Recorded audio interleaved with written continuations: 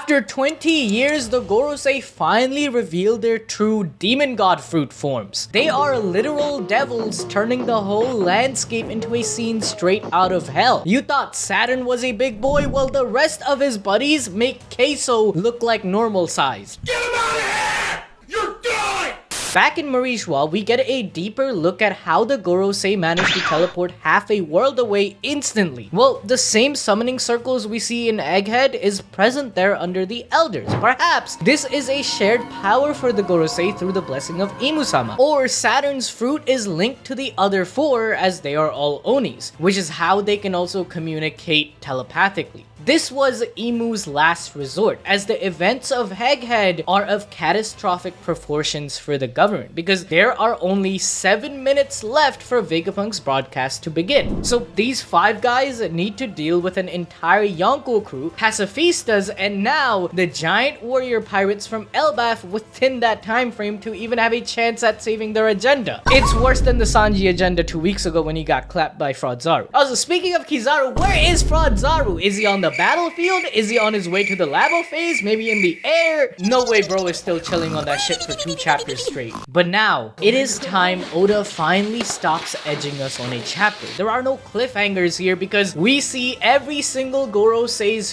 full zone demon god fruit forms, including their names. Okay, first of all, we already know Saturn. He is the Gyuki. Bro got that poison spread with that nasty stinky body of his. Second is Saint Marcus Mars, who is the Itsumade, the bird yokai. This thing takes shape on top of battlefields as it represents the culmination of suffering and dread of those dying. Its name itself comes from the Japanese word Itsumade-mo, meaning until when. This suggests that Gorosei Mars might be the one in charge of torture and interrogation. Plus, the first account of this yokai comes from 1334 when Japan went through a great plague and famine which summoned the bird from the suffering of the people. And what is Mars the head of for the government? Environment. Furthermore, Mars is going to have a red color scheme which will give us a hint towards his powers that will include fire. Let me explain. Planet Mars represents the direction south. The Gorosei are known as the 5 elder planets, and the yokai that guard south is Suzaku. Suzaku is red in color with phoenix-like properties, meaning the physical manifestation of Mars is the horrifying Itsumade, but when it comes to its powers to defeat Imu, he will have Suzaku's flames. Itsumade highlights the inversion of Mars's role being the god of environment, where rather than enriching the land, he is letting it rot. Just like the bird flying over suffering while asking until when, and doing absolutely nothing, this guy is doing the exact same thing for the world. He's not taking care of the environment. Shit's going to ruins. Everything is flooded. Have you seen Water 7? Aqua Laguna keeps getting bigger and bigger. Additionally, Marcus being in charge of the environment also perfectly fits this theme, as billions of years ago, planet Mars had the potential to be a life-rich planet just like Earth, but now it's a red wasteland. Until when? Till the One Piece world suffers the same fate. The Gyuki and Itsumade also have this really interesting bit of lore behind them that is almost a corruption of the gods that the Gorosei are named after. For example, Saturn is the god of time, generations, and liberation. Gyuki is known to curse people with diseases and sadness. Saturn inflicts a disease on Ginny, stealing her time. It is passed to Bonnie, the next generation, and he traps Kuma's mind inside a cyborg body, stealing his freedom. Oda is cooking here with these guys. This motherfucker don't miss. Next up is Top Man Warkuri, who is Hoki or Thuki. It's actually not a Japanese yokai, but rather a boar-like mythical Chinese creature. It's a gigantic hog with 4 tusks. Now, there isn't a lot of info on this guy other than the kanji it's made of. The first Fu means seal or ceiling, and Ki stands for boar or a large pig. So Mercury's powers might have to do something with a big ass hog sealing you inside its mouth. But it's clear from its appearance that it is a physical attack based zone where it will charge at you with all 4 of its tusks. Then there is Saint Jupiter, who is straight out of Arrakis. Bruh, Oda went and saw Dune and he wanted to create his own Nika al-Gaib moment when Luffy rides this bozo. You know how the rest of the Gorosei follow the yokai theme? Nope, not this guy. He's literally called Sando Wormo.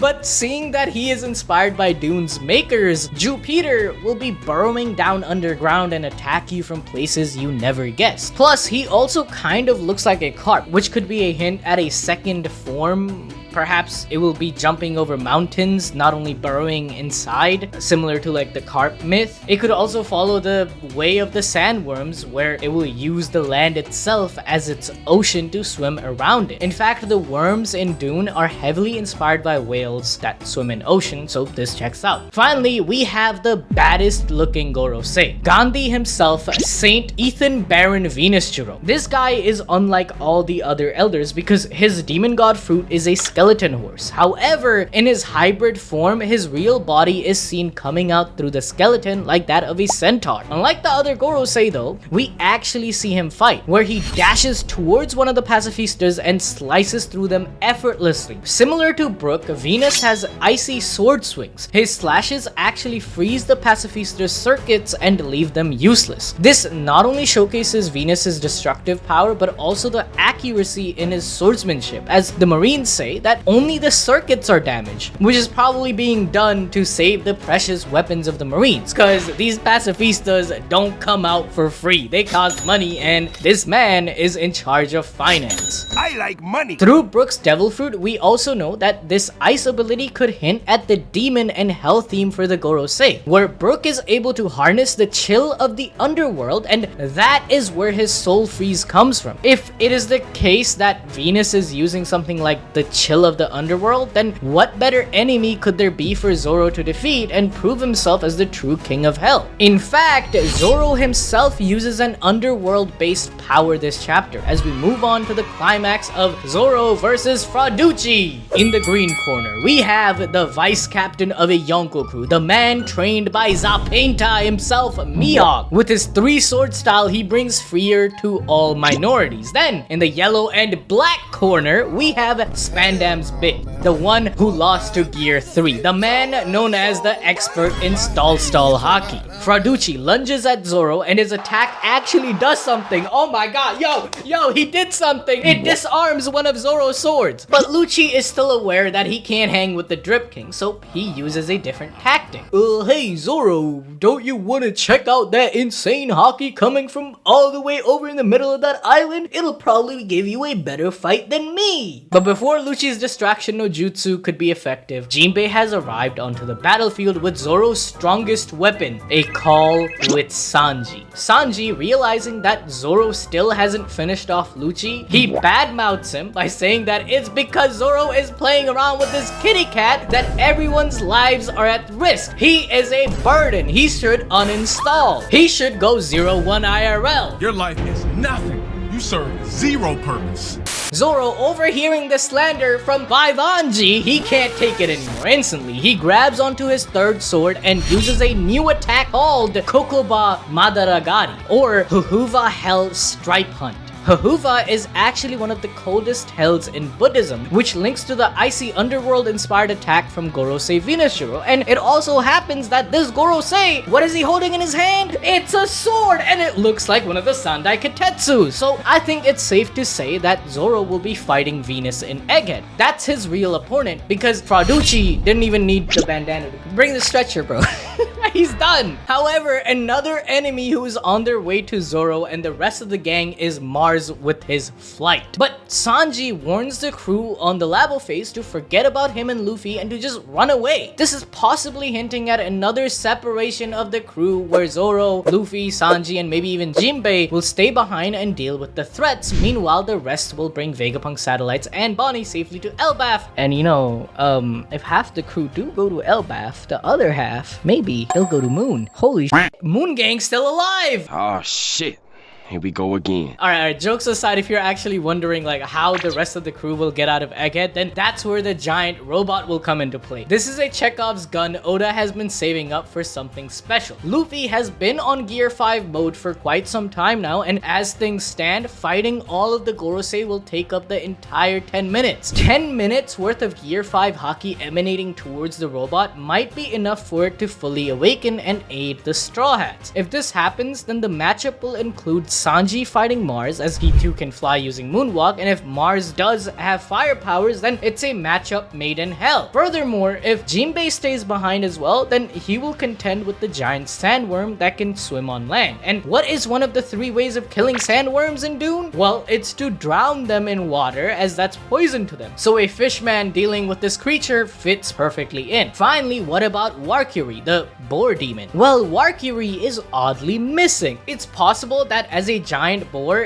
he may just be charging towards the lava phase barrier to ram into. There's a lot of power headed towards this thing, and whether it holds or not really dictates where the rest of the series is headed for the Straw Hats, because the lava phase is where the broadcast is coming from, including the rest of the Straw Hats, but who will face off against him? Well, just in the next page, we might have our answer. As Luffy forgets to sand walk, maybe he's not the Nika al-Gaib, the worm jumps out from underneath to swallow him whole. Luckily though, Dory and Broggy are here to save the day as they cut off its head. However, Warcury being a sandworm, each of his parts have a life of their own, and similar to Saturn's regeneration ability, he quickly recovers. However, Luffy still has not uncovered the secret to dealing damage to the Gorosei, meaning it will be a hard-fought battle, especially with the wildcard Kizaru still lurking about. Luffy will have to not only contend with Saturn and the eventual recovery of the Admiral, but now, since half the pacifistas have been destroyed, the Vice Admirals will also be jumping in into the fray. The only thing that can save the day at this rate is, of course, say the